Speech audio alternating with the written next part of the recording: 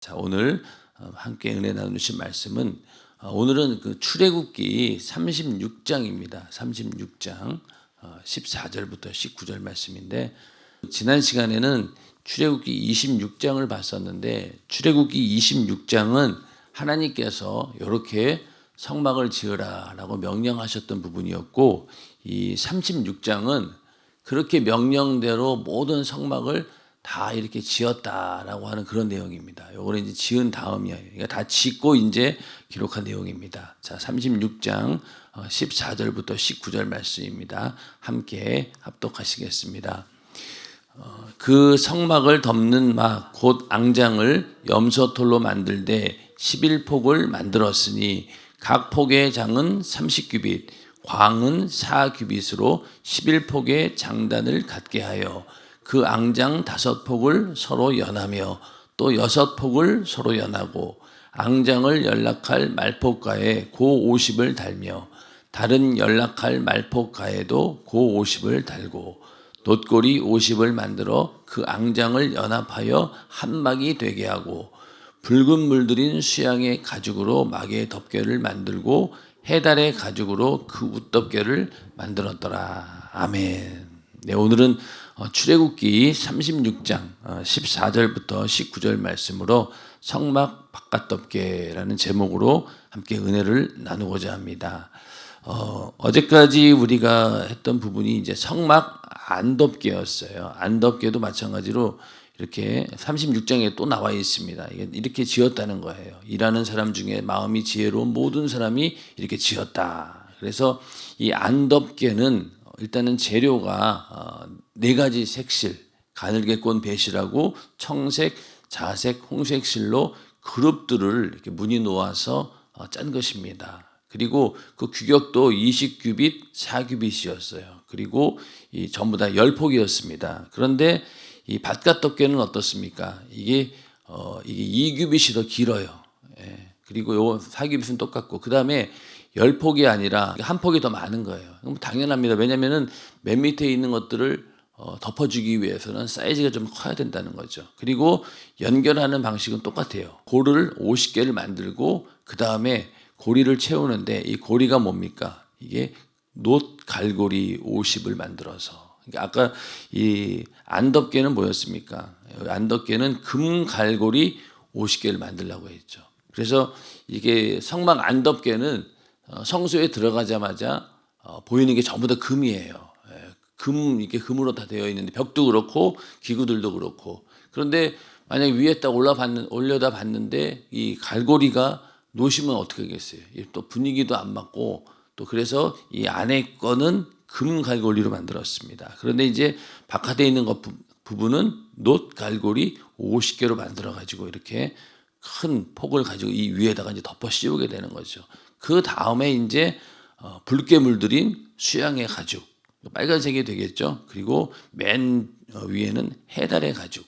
성경에는 이제 해달이라고 나오는데, 이게 이제 보면은 물개를 말합니다. 물개 가죽으로 그 웃덮개를 만들었다. 이렇게 해서 덮개를 4겹을 덮어서 이 성소를 보호하고, 또 바깥에서 봤을 때는 저 안에 뭐가 들어있는지를 몰라요. 그러나 일단 안에 딱 들어가면은 이렇게 금으로 된 기구들이 있습니다. 하나님께서 제사 드리는. 그리고 가장 중요한 것은 그 성소 안에 뭐가 있습니까? 하나님의 임재를 상징하는 지성소, 그게 있는 거죠. 거기까지 모든 것들을 감추기 위해서, 보호하기 위해서 이렇게 덮개를 4개를 사용하고 있습니다. 그래서 첫째는 그러니까 사색실이죠. 사색실 세마포로 되어 있고, 그 다음에 두 번째는 염소털, 그리고 붉은 수양의 가죽, 그 다음에 네 번째 덮개는 해달의 가죽, 물개 가죽, 이렇게 되어 있습니다. 예. 그래서 왜 하필 하나님께서 이렇게 염소털을 써가지고 덮개를 만들라고 하셨을까? 그래서 이 당시 하나님께 올려드리는 제사의 제물, 짐승들을 이제 제사의 제물로 사용했는데, 숫소라든가 수양이라든가 염소를 많이 사용합니다. 그래서 우리는 그냥 제물 그러면은 양만 있는 것 같지만은 양만 있는 게 아니라 소도 있고요, 또 염소도 있습니다. 근데 특히 이제 이 염소는 레위기 16장에 보면은 속죄일에 드리는 두 염소가 나옵니다. 레위기 우리 16장 7절부터 10절 말씀을 한번 찾아보겠습니다. 레위기 16장 7절부터 10절. 거기 보면은 이제 두 염소가 나오고 아사셀 염소라고 하는 그 내용이 이제 나오게 되는데, 이 레위기 16장에는 이제 속죄일입니다. 속죄일. 이거는 1년에 한 번씩 이스라엘의 모든 죄를 한 번에 드리는 그런 제사일을 말합니다. 그리고 속죄일인데, 그때 이제 제물로 드리는 짐승이 바로 염소입니다. 자, 16장 7절부터 좀 보면은요. 또 그 두 염소를 한번 같이 읽어볼까요? 시작. 또 그 두 염소를 취하여 회막문 여호와 앞에 두고 두 염소를 위하여 제비 뽑되 한 제비는 여호와를 위하고 한 제비는 아사셀 쫓아보내는 염소를 뜻함을 위하여 할지며, 아론은 여호와를 위하여 제비 뽑은 염소를 속죄제로 드리고 아사셀을 위하여 제비 뽑은 염소는 산대로 여호와 앞에 두었다가 그것으로 속죄하고 아사셀을 위하여 광야로 보낼지니라. 아멘.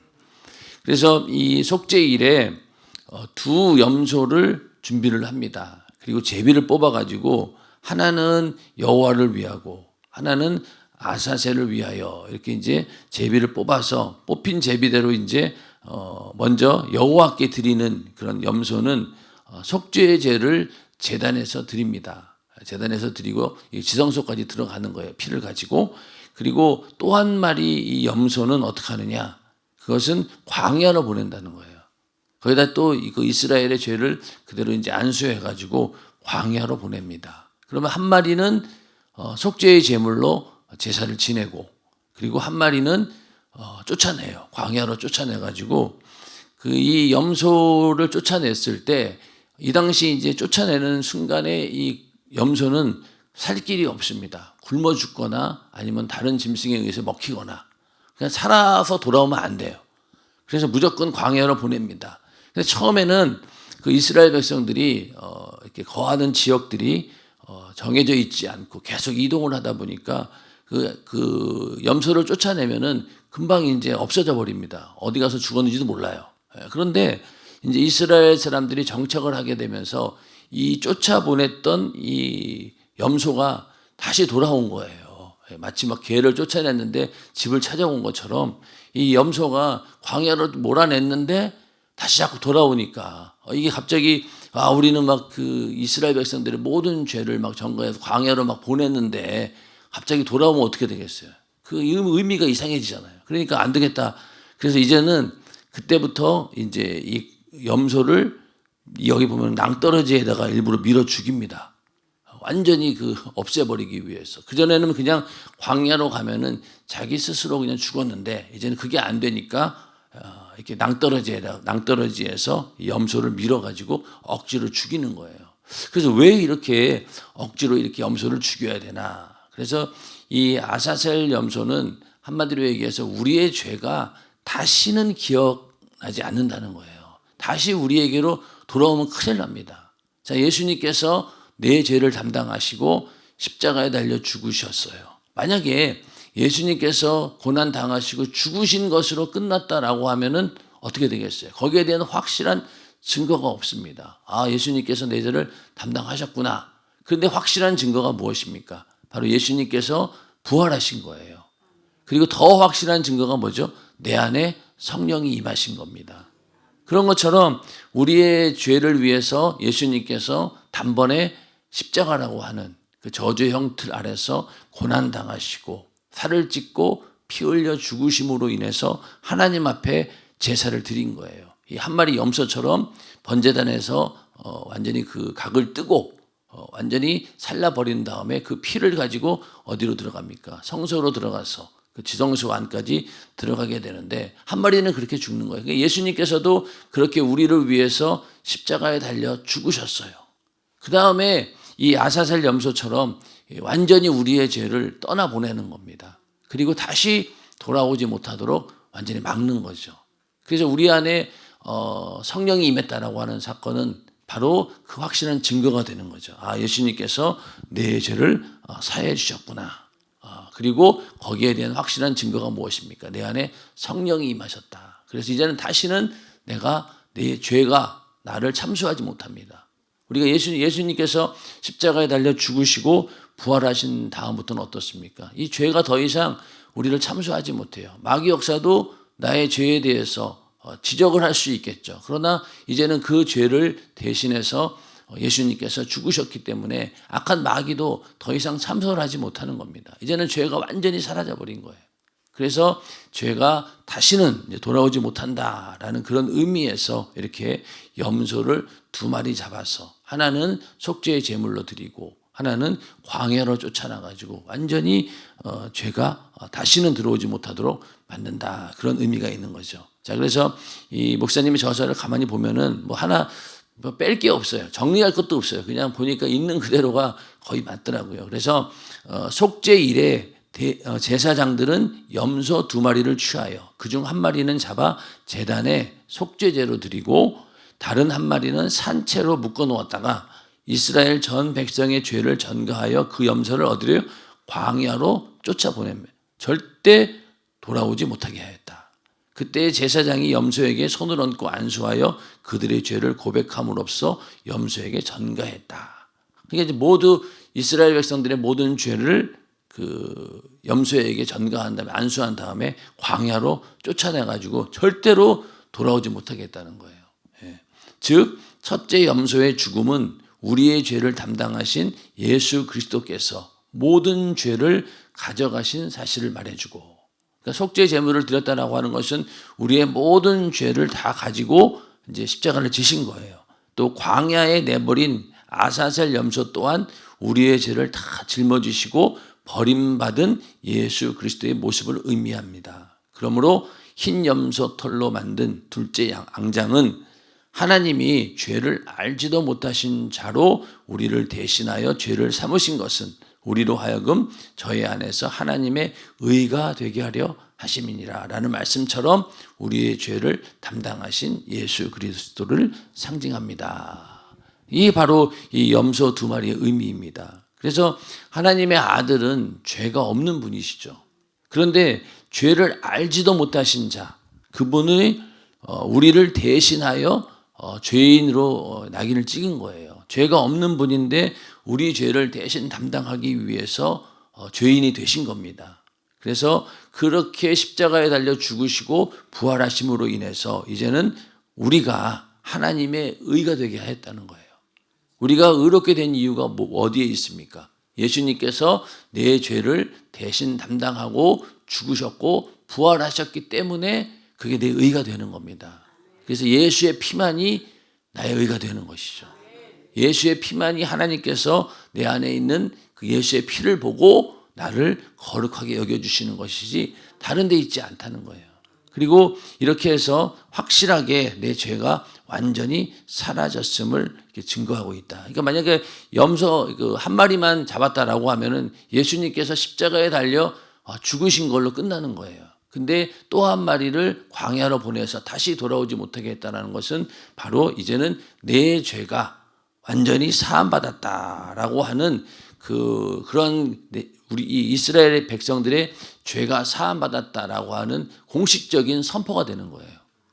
우리도 예수님께서 내 죄를 담당하고 십자가에 달려 죽으셨어요. 그리고 부활하셨다라고 하는 것, 그리고 그 증거로 우리 안에 성령이 임하셨다라고 하는 사건은요, 바로 내 죄가 완전히 사라졌다라고 하는 공식적인 선포가 되는 겁니다. 인정하시면 아멘 하시기 바랍니다. 그러니까 우리는 예수님께서 내 대신 십자가 달려 죽으셨어요. 그리고 부활하시고 성령이 임했습니다라는 그 이유 때문에 우리가 확실하게 죄에서 자유함을 얻었다라고 선포할 수 있다는 겁니다. 그러니까 우리가 악한 영들을 몰아내는 권세도 어디에서 나옵니까? 예수님께서 내 죄를 대신 담당하고 죽었어. 그럼 만약에 부활이 사건이 없었다라고 하면은 마귀 입장에서는 그래서 어쩔 건데 이렇게 나올 수도 있잖아요. 그럴 때 우리는 예수님께서 부활하셨다. 왜? 부활한 증거를 보면은 예수님은 죄가 없는 분이고, 자, 예수님께서 무덤 속에서 3일 동안 들어가 계시고 있었던 건 뭐냐? 바로 우리 인간의 죄를 대신 담당하신 것이다. 그래서 무덤 안에 안 들어가도 되는 분인데 왜 예수님은 죄가 없기 때문에 죽을 이유조차 없어요. 그런데 일부러 고의로 죽음을 맛보신 거예요. 그리고 무덤에 들어가신 거예요. 그러니까 예수님은 뭐 아무리 찔르든 그래도 죽을 수가 없는 그런 존재. 왜 죄가 없기 때문에. 그런데도 일부러 죽으시고 3일 동안 무덤 안에 들어가 계신 거예요. 왜 그럴까요? 내 죄를 대신 담당하기 위해서. 그러니까 마치 이 한 마리 이 염소가 모든 죄를 짊어지고 광야로 혼자 떠난 거예요. 그리고 스스로 거기서 죽을 수밖에 없는. 그러니까 예수님도 똑같은 그런 고난을 당하신 거죠. 인류의 모든 죄를 담당할 때 어느 누가 알았겠어요. 인간 중에서는 그걸 알아차리는 사람은 없었습니다. 오직 하나님만 아시는 거죠. 혼자 그 모든 십자가라고 하는 그런 잔인한 고통을 다 감당하시고 얼마나 인간의 육신을 입고 왔기 때문에 그 두려웠겠습니까? 그리고 모든 죄를 다 뒤집어쓰고 누명을 쓴 채로 십자가에 달려 고난당하고 죽으셨으니 그 고독이라고 하는 것이 아마 인간이 느낄 수 있는 최악의 고독이었을 거예요. 그 광야에 쫓아난 이 아사셀 염소도 그렇지 않았겠어요. 먹을 것도 없죠. 맹수들이 항상 대기하고 있는 상태에서 언제 죽을지 모르는 그런 사지로 완전히 몰린 거예요. 예수님도 똑같이 그렇게 우리를 위해서 완전한 십자가라고 하는 그 죽음으로 내몰렸다라고 하는 것이고, 그리고 이 아사셀 염소가 완전히 보이지 않는 것처럼 이제 우리의 죄도 완전히 사함받았다. 그래서 용서하고 속죄의 차이가 뭐라고 했습니까? 용서는 나중에 다시 불러올 수 있다는 거예요. 예. 이 광야로 나간 염소가 다시 돌아올 수 있는 그런 상황인데 우리의 죄는 그렇지 않다는 거죠. 한번 예수의 피로 죄사함 받았으면 어떻습니까? 그 죄는 완전히 사라진 거예요. 하나님도 다시는 기억지 않습니다. 그렇기 때문에 악한 영에게 예수의 이름으로 명하노니 떠나가라 했을 때 그 말에 권세가 있는 이유는 우리의 죄의 문제가 이미 해결되었기 때문에 그 권세가 바로 우리 안에 있고 거기에 대한 확증을 보여주는 그런 구약의 대표적인 사건들이 바로 이 염소 2마리, 그 중에서 아사셀 염소가 되는 거죠. 그래서 한 마리는 이 서쪽 편에 속죄소에서 피를 흘려서 하나님께 제사를 드리고, 또 한 마리는 완전 반대편이에요. 동문 저쪽 바깥으로 쫓아내기 때문에. 그러니까 동과 서가 완전히 멀었다라고 하는 것은요, 다시는 이게 만날 수 없다는 겁니다. 그러니까 우리가 이미 죄사함 받았다라고 하면은 다시 우리를 죄를 가지고 약한 마귀 역사는 정죄할 수 없다는 겁니다. 이게 우리의 신앙의 근본이고 이것이 참된 자유입니다. 인정하시면 아멘 하시기 바랍니다. 이게 있기 때문에 이 악한 마귀 역사는 절대로 우리를 다시 죄의 권세 아래로 가져갈 수가 없다는 거예요. 근데 우리는 어떻습니까? 신앙생활 하다가 좌절할 때도 있고 또 죄를 질 때가 있어요. 이건 뭐 어쩔 수 없는 거예요. 죄 안 지으려고 아무리 노력해도 결국은 또 다른 곳에서 죄를 짓게 되는 거예요. 요 죄는 내가 이제는 이겼어. 이 죄는 안 져라고 하지만은 또 생각지도 못하는 다른 데서 또 죄가 또 생기는 거예요. 그럼 어떡할 거예요? 우리는 항상 내가 죄사함 받았다라고 하는 이 은혜가 없이는 아마 우리는 단 하루도 살지 못해요. 마귀의 정죄에서 살아남을 길이 없어요. 그렇기 때문에 우리는 그 죄 때문에 무조건 또 지옥으로 끌려가야 되는 거예요. 그런데 예수님께서 십자가에 달려 죽으시고 부활하심으로 인해서 우리는 이제 죄에서 완전한 자유를 얻게 되었고 다시는 그 죄가 우리를 정죄하지 못한다. 그래서 우리가 그 40일 그리고 10일 작정 기도 의미도 여기에 어느 정도 있어요. 자, 우리가 예수님께서 부활하신 부활주일부터 언제까지예요? 성령 강림까지 40일의 시간이 걸린 거죠. 그런 것처럼 먼저 우리가 이 2마리 염소도 마찬가지입니다. 먼저는 속죄의 제물로 드립니다. 그래서 거기서 하나님께서 그 제사를 받으셨어요. 결국 그거는 예수님께서 십자가에 달려 죽으시고 부활하신 사건이고, 그 이후로 이 속죄일에 이 아사셀 양이 언제 죽었는지 모르지만 하여튼 그 이후로 성령이 올 때까지, 그 때가 바로 뭐냐, 이 아사셀 양이 막 돌아다니다가 죽을 때까지를 기다리는 거예요. 그러니까 우리가 성령 받는 순간 우리의 죄가 완전히 사함받았다라고 하는 확실한 증거가 되는 거죠. 그렇기 때문에 40일 그리고 10일 작정 기도가 되는 겁니다.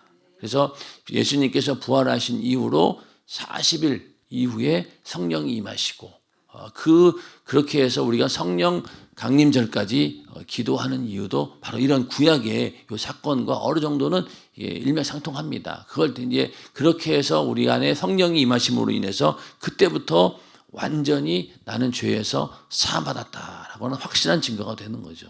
그래서 우리가 예수를 믿고 반드시 성령을 받아야 된다라고 하는 이유도 이것만큼 확실한 증거는 없다는 거예요.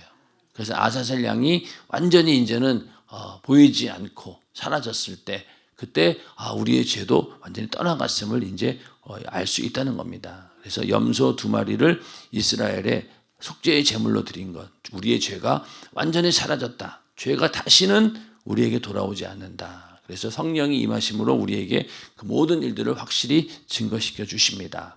자, 그 다음에 세 번째 덮개는 붉게 물들인 수양 가죽으로 만들라고 하셨습니다. 역시 이 붉게 물들인 수양 가죽도 뭐 딱 보면 알듯이 온 세상 죄를 지고 가는 하나님의 어린 양, 그렇게 이 땅에 오신 예수를 상징합니다. 그러니까 성막에 있는 모든 내용들은요 다 예수를 얘기한다라고 해도 과언은 아니에요. 그러니까 우리가 지난 시간에 봤던 그 색실, 그것도 홍색실도 예수를 말하고 또 청색실도 예수를 말하고 또 세마포도 결국에 가서는 예수 그리스도의 공로를 말하고 그렇기 때문에 어느 것 하나 예수를 얘기하고 있지 않는 건 아무것도 없어요. 다 거기다 예수를 대입시키면 다 맞아요. 그래서 여기 있는 덮개도 역시 온 세상 죄를 지고 가는 하나님의 어린 양, 그렇게 오신 예수를 상징합니다. 그래서 예수님께서 십자가에서 두 손과 발이 못 박히고 옆구리가 창에 찔리심으로 물과 피를 다 쏟아 자기 몸을 붉게 물들이셨다. 그러니까 이 붉게 물들인 수양 가죽은 바로 예수님께서 살을 찢고 피 흘리시면서 자기 몸을 마치 그 붉게 피로 물들이는 그런 모습을 우리는 연상할 수 있다는 겁니다. 그래서 예수께서 세상 죄를 지신 어린 양으로서 우리를 위해 피를 쏟아 주심으로 죄인인 인류의 죄를 사해 주시고 구원하신 것이다. 이게 바로 세 번째 덮개의 의미인데 좀 더 자세히 보면은 예수님의 보혈로 우리를 덮어 주어야 된다. 그러니까 성막의 세 번째 덮개가 이렇게 피로 물들인 수양 가죽이었던 것처럼 우리 인간의 죄도 하나님께서 덮어 주셔야 되는 거예요.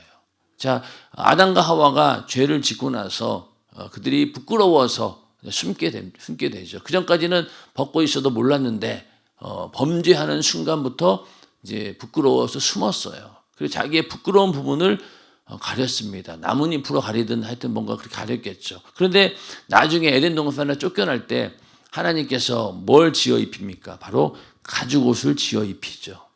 그러면서 그들의 부끄러운 곳을 가려 주셨습니다. 자, 가죽 옷을 지어 입혔다라고 하는 것은요, 그 가죽이 어디서 났겠어요? 양을 잡아서 가죽을 벗겼다는 얘기죠. 그러려면 피를 흘려야 되고. 그래서 이 얘기는 예수님께서 우리 인간의 죄를 대신 덮어주실 것이다 라고 하는 그런 예언을 이미 창세기 3장에서 하고 있는 거예요. 근데 그 전까지는 뭘 덮었어요? 나뭇잎을 가지고 우리 인간의 수단과 방법으로 죄를 덮었던 거예요. 근데 오늘날도 예수 믿지 않는 사람들, 죄의 문제를 어떻게 해결합니까? 내가 이만한 죄를 지었으니까 이거보다도 더 큰 선행을 하게 되면은 이 죄를 사함받을 수 있지 않을까? 그런 인간적인 수단, 또 나름대로 착하게 살고 또 좋은 일 하면은 내 죄를 사함받을 수 있지 않을까? 그래서 인간적인 방법으로 내 죄를 가려보려고 하지만 그게 됩니까? 안 되죠. 안 된다는 거예요. 오직 뭘로만 된다는 거예요? 예수님의 흘리신 보혈의 피 아니고는 절대로 인간의 죄를 덮을 수가 없는 거예요. 덮어지지가 않아요. 그래서 이렇게 가죽 옷을 지어주셨다라고 하는 것은 먼저는 인간이 자기네들이 만들었던 나뭇잎 다 벗겨버리고 이건 필요 없어. 이거 갖고 너희들의 부끄러운 부분은 절대 가릴 수 없어. 이렇게 내가 만든 이 가죽 옷을 입어야 돼. 그 얘기는 결국 예수님께서 우리 인간의 죄를 대신 담당하시고 그것만이 죄의 문제를 해결해 주신다라고 하는 그런 말씀이죠. 그래서 주님의 피는 우리 인류의 죄를 덮는 능력입니다. 이처럼 성막 셋째 덮개를 만들 때 수양 가죽에 붉은 물을 들였다는 것은 곧 주님의 피를 발랐다는 의미입니다. 그렇죠. 그리고 유월절 사건, 이스라엘이 애굽에서 나올 때도 문설주에다가 뭘 발랐어요? 양의 피를 발랐잖아요. 그것도 결국은 예수님께서 흘리신 피가 있어야지만이 우리 인간의 모든 저주에서 자유함을 얻는다. 가장 큰 저주가 무엇입니까? 죽음 이후에 지옥이라고 하는 영원한 형벌을 받아야 되는데 거기서 나올 수 있는 유일한 방법은 마치 이스라엘 백성들이 문설주에다 피를 발랐을 때 그 재앙이 넘어갔던 것처럼 우리 안에도 예수의 피가 있으면은 이 지옥의 권세를 가진 악한 마귀 역사가 우리를 보고 정죄를 못하는 거예요. 넘어갈 수밖에 없다는 거예요. 그래서 유월절이 뭡니까? 패스 오버, 지나간다는 거예요. 어떤 사람들은 6월절 그러니까 이게 6월 달에 있는 무슨 절기인가 싶은데 6월절은 6월이에요. 6월이 아니라 넘어간다. 패스 오버. 그러니까 내 안에 있는 예수의 피를 보고 이제 죄가 넘어가는 거죠. 그런 것처럼 이스라엘 백성도 그 문설주에다 피를 바른 걸 보면은 재앙이 넘어갔다는 거죠. 그 재앙이 장자의 죽음이었습니다. 오늘날 우리는 예수의 피를 보고 지옥 갈 죄가 넘어가 버리는 거죠. 그러니까 예수의 피가 얼마나 큰 의미가 있는지. 그래서 사실 4개의 덮개다 전체가 다 예수를 말하고 있습니다. 첫 번째 덮개도 그렇죠. 두 번째 덮개도 그렇고 세 번째, 네 번째는 이제 내일 공부하겠는데 네 번째까지 전부 다 결국에 가서는 예수를 말하고 있는 겁니다. 성막은 예수 그 자체를 말하고 있습니다. 자, 그래서 우리가 교회에 와서 느끼는 첫인상도 나를 위해 예수 그리스도가 십자가에 흘리신 피의 공로여야 합니다. 그러니까 교회에 왔다. 그러니까 우리가 예수 믿는다라고 하잖아요. 예수 믿는다라고 하는 게 무슨 말이에요? 우리가 예수를 그냥 하나의 신앙의 대상으로서 존경하고 그를 모시고 이런 차원이 아니죠. 예수를 믿는다라고 하는 것은 예수님께서 십자가에 달려 죽으셔서 내 죄를 대신 담당하신 죽음이었고 나는 그 사실을 믿습니다. 라는 고백 때문에 우리가 예수를 믿는다라고 하는 거잖아요.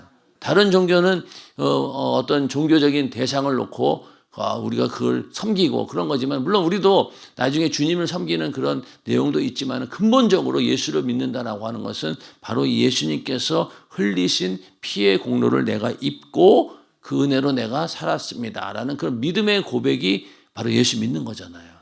그렇기 때문에 교회에 대한 첫인상, 교회 그러면은 내가 예수님으로부터 죄사함 받은 그 은혜가 기억나야 된다는 거죠. 그리고 또 교회에 딱 들어오는 순간 그 예수의 피가 딱 느껴져야 된다는 거예요. 그래서 교회에서 예배드리는 성도의 심령에는 항상 예수 그리스도의 보혈의 능력, 보혈의 공로, 보혈의 감사가 넘쳐나야 합니다.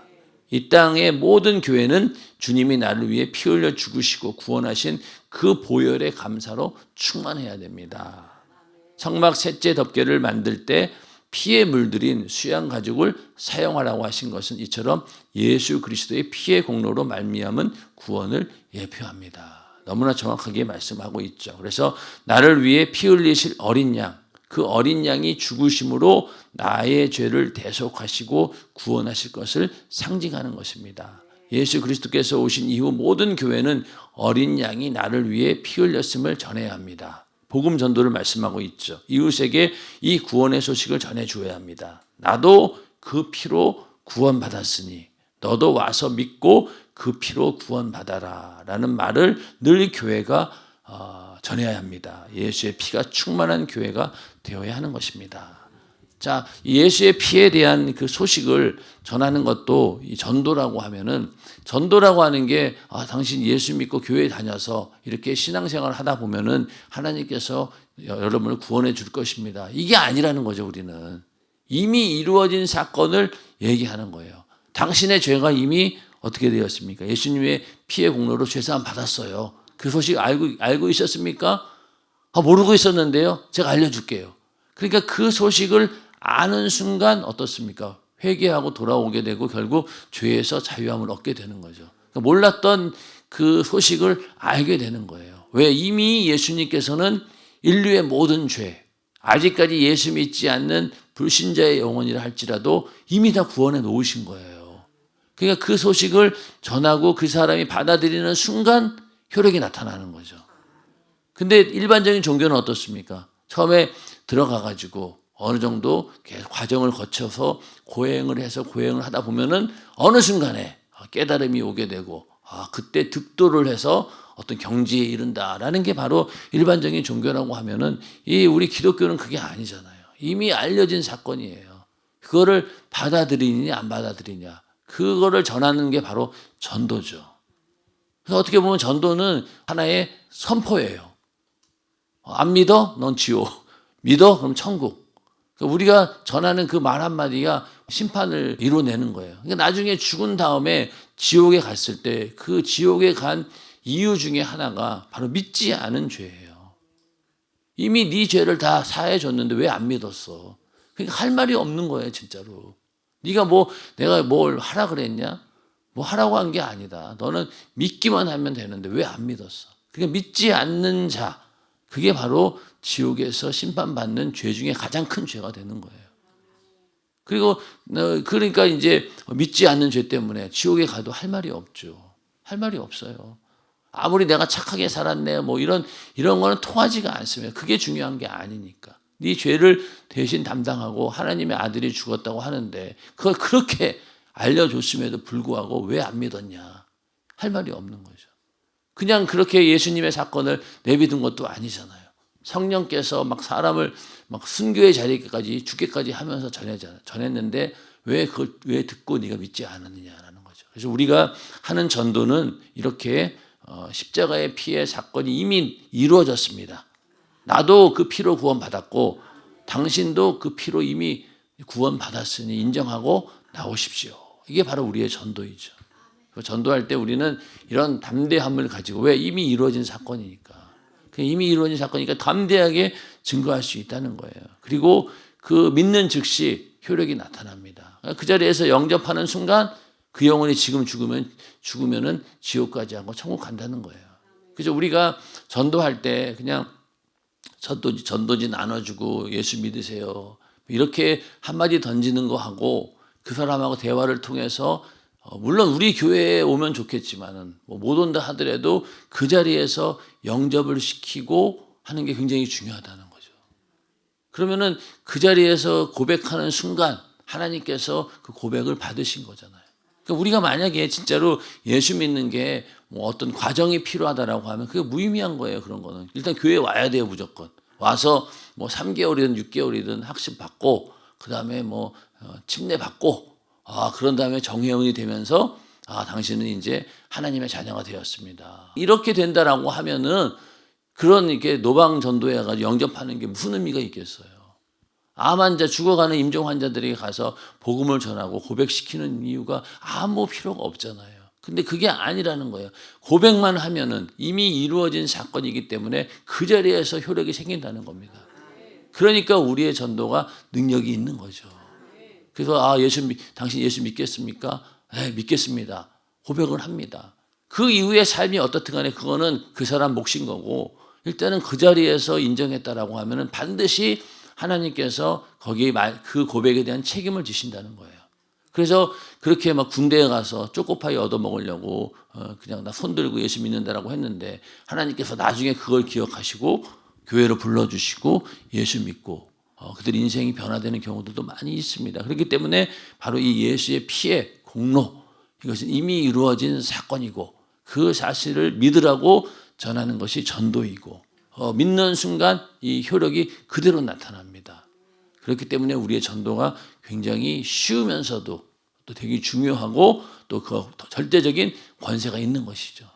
그런 마음을 가지고 믿음을 가지고 오늘도 전도할 때 수많은 사람들이 이 소식을 듣고 귀가 번쩍 뜨이고 그래서 예수 믿겠습니다. 겉으로 육신은 안 그럴지 몰라도 영혼은 아마 그럴 거예요. 이거 진짜 드디어 나에게도 기회가 왔고 내가 살 수 있는 기회가 왔구나. 그러지 않겠습니까?